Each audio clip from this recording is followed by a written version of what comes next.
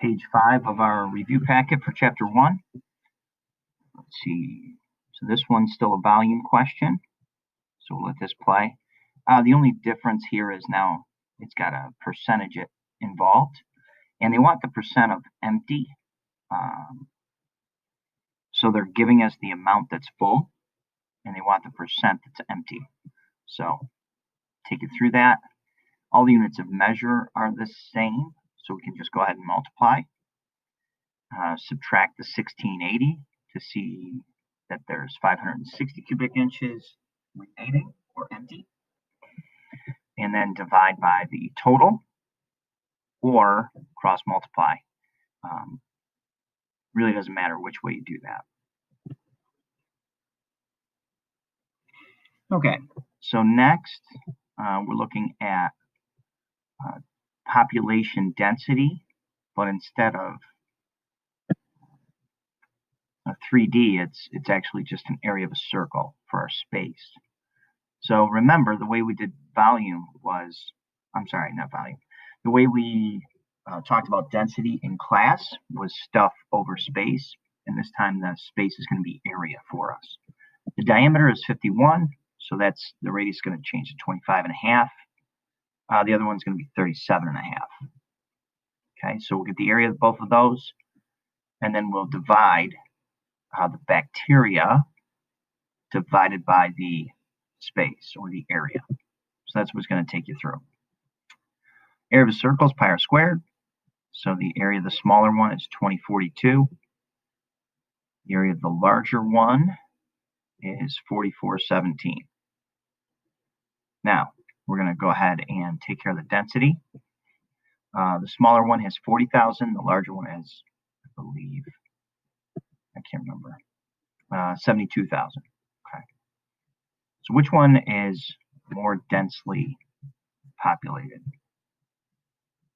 Okay, so we've got the density of Petri dish A is 19.58, but for B it's 16.29. A wins. A is more dense, even though it's smaller. Okay. Another prism, so it should be length times width times height. Always be careful, units of measure. Looks like they were consistent, so we don't have to change any units of measure.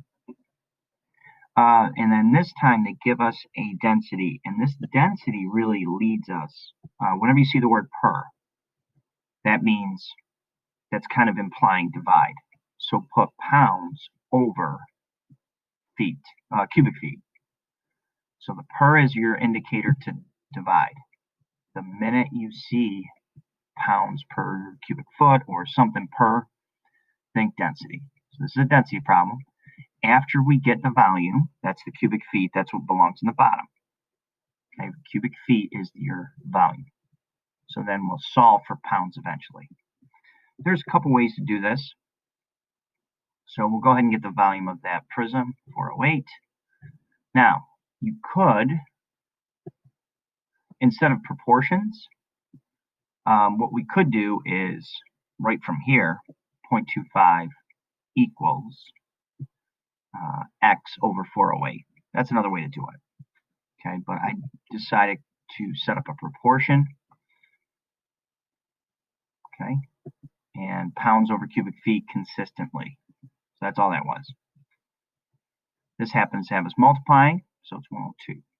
Okay, for this one, right there, the word per or the division symbol is an immediate indicator that we have a density. So grams over cubic centimeters. And what's great about science is they'll oftentimes essentially lead us right to what has to go on top, what has to go on the bottom. Okay, so grams over cubic centimeters. We might have to work for the cubic centimeters a little bit. So a cube has a length of 6 centimeters. So length, width, and height are the same for a cube. Just like a square where the length and width are the same. Cube is similar to that, where its length, width, and height are all 6s. So it's going to be 216. And that's cubic centimeters, so we don't have to convert anything because this is cubic centimeters, so it's not too bad. Okay, 0.6379 is closest to the 638, so that must be ash.